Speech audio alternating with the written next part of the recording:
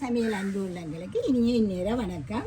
இப்போ எல்லா வீட்டு மரங்களையும் நிறைய பிளாக்காய காய்ச்சி தொங்குது. வாங்க நாங்கள் இன்றைக்கு கொண்ட வெட்டி பிளாக்கா கறி சமைப்போம்.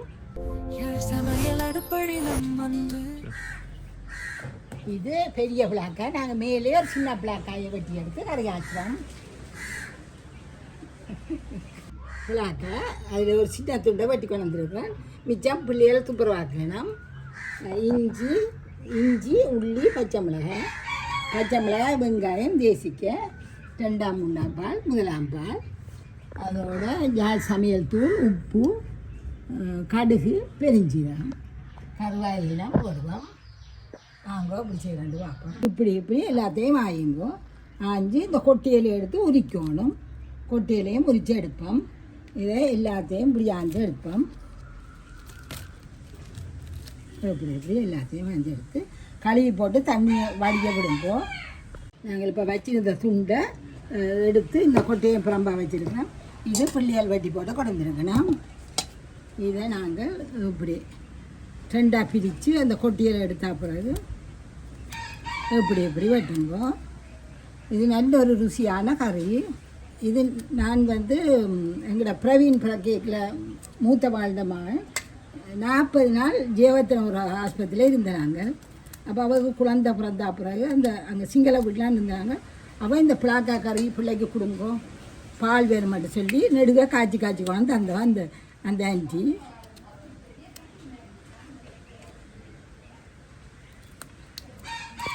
இது புது கொட்டியாண்ட வழியாக நீங்கள் கையால் உரிக்கிற கரைச்சல் இந்த உலக்கைந்த பின்பக்கத்தால் வச்சுட்டு ஒரு அடி அடிச்சிங்கன்னா இப்படி குத்தி போட்டு உரிச்சிங்கன்னா உங்களுக்கு அது சுகமாக இருக்கும். பாருங்க இப்படி உரிச்சு எடுக்கலாம். இப்படி கலந்து உரிச்சு எடுங்க. வாங்க எல்லாத்தையும் உரிச்சு எடுத்தாச்சு. பிளாக்கொட்டியிலையும் இனி நாங்கள் சமைக்க தங்குவோம். இஞ்சி உள்ளி பச்சை மிளகாய் இதில் போட்டிருக்கோம். அதையும் இடிக்க கொடுத்து விடுவோம். பிள்ளைகள இது இடித்து கொண்டு வந்தாச்சு. நாங்கள் அடுப்பை மூட்டி எண்ணெயை விடுவோம். ஒரு மேசக்கரண்டி அப்படி ஊற்றிங்கன்னா காணும். உரித்து போட்ட விதத்தில் பெருஞ்சீரகம் போடுங்க. பெருஞ்சீரகம் போட்ட உடனே வெங்காயத்தை போடுங்க. வெங்காயம் பச்சை மிளகாய்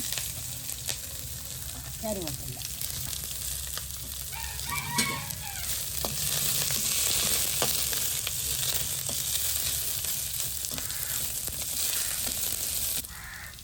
போட்டு நாங்கள் ஒரு ரம்பையில் இண்டிச்சு போடுவோம்.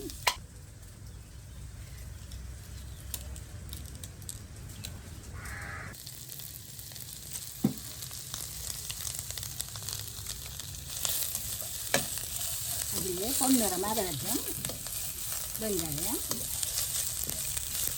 எல்லாம் காய் வெட்ட போய்க்கல இது கொஞ்சம் முத்திட்டுதான்னு சொல்லி வெட்டி வச்சுருக்கணும்.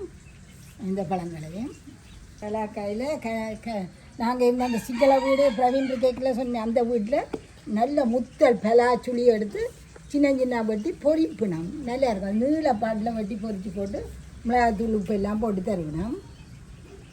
இது நெம்மையாகி கொண்டு நீ நாங்கள் இஞ்சி உள்ளியே போடுவோம். நல்ல ஒரு வாசல் வரும். அதுக்கு பிறகு மெதுவாக செய்வோம். ஒரு 5 நிமிஷமாவது இஞ்சி உள்ளியே வதக்கணும். இப்போ நாங்கள் இந்த இஞ்சி உள்ளியெல்லாம் போட்டு ஒரு 5 நிமிஷத்துக்கு மேலேயே ஆச்சுது. மெல்லிய நெருப்பில் வச்சு வதக்கி கொண்டு இருக்கேன். நல்ல வாசமாக இருக்குது. கருவேப்பிலை ரம்பை இஞ்சி உள்ளி எல்லாம் சேர்ந்து நல்ல ஒரு வாசமாக இருக்குது. இனி பிளாக்காவில் போடுவோம். பிளாக்கா போட முதல் கொட்டு பிளாக் கொட்டியே போடுவோம்.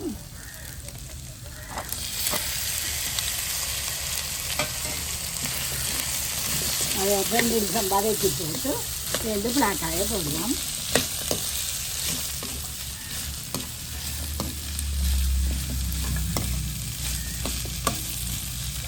நிமிஷமாக வதக்கியாச்சு. இனி நாங்கள் பிளாக்காயை கொஞ்சம் கொஞ்சமாக போடுவோம்.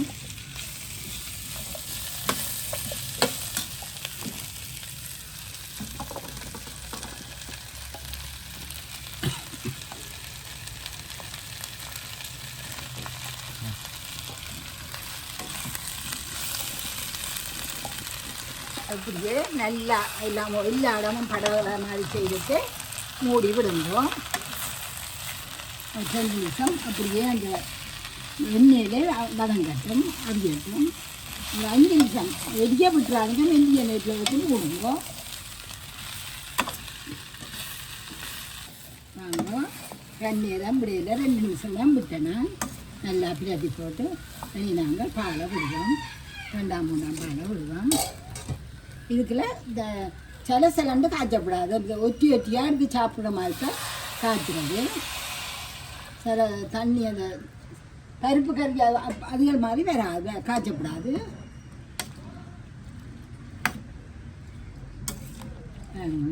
அரைவாசிக்கு தான் விட்டுருக்கு பால். நாங்கள் வழக்கமாக போடுறோம் ஜால் சமையல். இதுக்குள்ளேயே எல்லாமே இருக்குது, மிளகு சீரகம் எல்லாமே இருக்குது. 3 கரண்டி போடுவோம். கொஞ்சம் உடைக்க இருந்தால் நல்லா இருக்கும். இப்போ இதுக்கு அளவான உப்பு போடுறதுக்குள்ள கவனமாக போடுங்க. உப்பு தான் சாப்பாடை கெடுக்கிறது. இல்லை வடிவாக இருக்கா பிரட்டி விட்டுட்டு மூடி விட்டீங்க. இது ஒரு கொதியில் அவிஞ்சிடும். பிளாக்கொட்டையும் பிஞ்சண்ட வழியாக கெதியாக அவிஞ்சிடும். அடுத்த முறை உங்களுக்கு பிளாக்கொட்டையும் முருங்கைக்காயும் போட்டு பால் கறி எப்படி வைக்கிறான்னு பார்ப்போம். 2மே மரத்தில் கிடக்குது.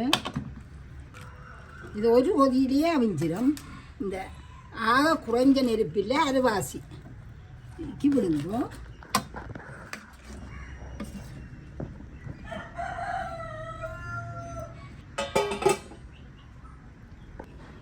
உள்ளால் கொதிக்க தொடங்கிட்டுது. நாங்கள் ஒட்டுக்கா திருப்பி பட்டு இப்போ பார்த்தீங்கன்னா உங்களுக்கு தெரியுமா, அப்போ தான் விளங்கி இருக்காது இவ்வளோத்துக்கு பால் இருக்காண்டு. அரைவாசிக்கிட்ட தான் இருக்குது. நல்லா இருக்கா பிரட்டி போட்டு அது பிளாக்காக அவிய இறங்கும். இப்பயே 3/4 அவிஞ்ச மாதிரி வந்துட்டுது பிளாக்காய். நல்லா கொதித்து பொங்கி கொதிக்கட்டும். பக்கம் கிளறி விடுவோம். கொதிச்சுக்கொண்டு இருக்குது. நல்லா கிளறணும். தண்ணி நிற்கிது. எவ்வளோ நிற்கிது. அது இந்த பிளாக்காக அவிஞ்சு பிளாக்கோடைய அவிய வச்சுக்கொண்டு அடியில் போயிடும். அது மாதிரி இடக்கிட கிளறி விடணும். நெடுக திறந்து கிளற வேணாம், இடக்கிட கிளறி விடணும். இதில் பிளாக்காக அவிஞ்சதை பார்க்கக்கூடாது, பிளாக் கொட்டி அவிஞ்சிட்டு நீங்கள் பார்க்கணும். வாங்க திறப்போம். இப்போ 5 நிமிஷமாக திறக்க இல்லை. அடுப்பை பாருங்க இந்த மாதிரி விட்டு போனாங்க. நல்ல தெரியவே இல்லை, எரியில தெரியல. அப்படியே நம்ம ஒரு கிளறி எடுத்து பார்ப்போம். பாருங்க நல்லா அவிஞ்சிட்டு நல்லா கிளட்டி போட்டு மேற்கால விடுவோம். தண்ணி அடியில் இன்னும் அந்த எரிய துவங்க இல்லை. அடியில் தண்ணி நிற்கிது, சாடியாக நிற்கிது. முதல் பாலை விட்டுட்டு நல்லா கிளறி போட்டு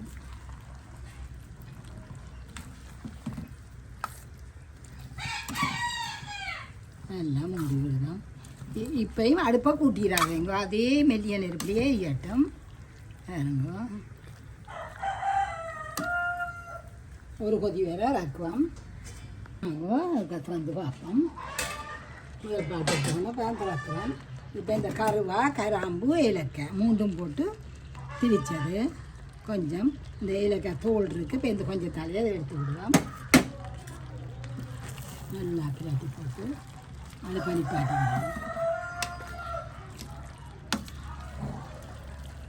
நல்ல ஒரு கறி அது பனிப்பாட்டி விடுவோம்.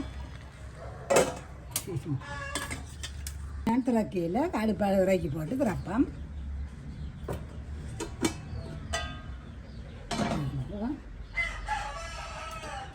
நல்ல ஒரு கறி. அந்த ஒருமா சாப்பிடு உரைப்பு குறைய போட்டால் கற்றுவேன் புள்ளிகள். நல்ல காரசாரமாக சாப்பிடுவாங்க. வந்து பிளாக்கொட்டி எல்லாம் அமைஞ்சிக்குது. நல்ல வாசமாகவும் இருக்குது. இதே மாதிரி செய்யுங்க. இப்படியே வேணும். புளி விடுவோம். நல்லா என்ன மெட்ட பாதியில் ஒரு கொஞ்சம் விடுவோம்.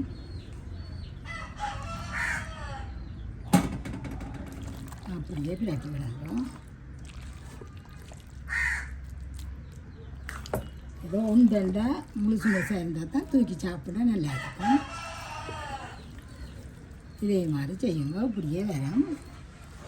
சமையல் அடுப்படி நம்ம சுவை மணக்கும் விரல் நுனியில் கலை வண்ணம் எளிதாய் சமைத்து மகிழ்வாய் உண்ணும் யாழ் சமையல்.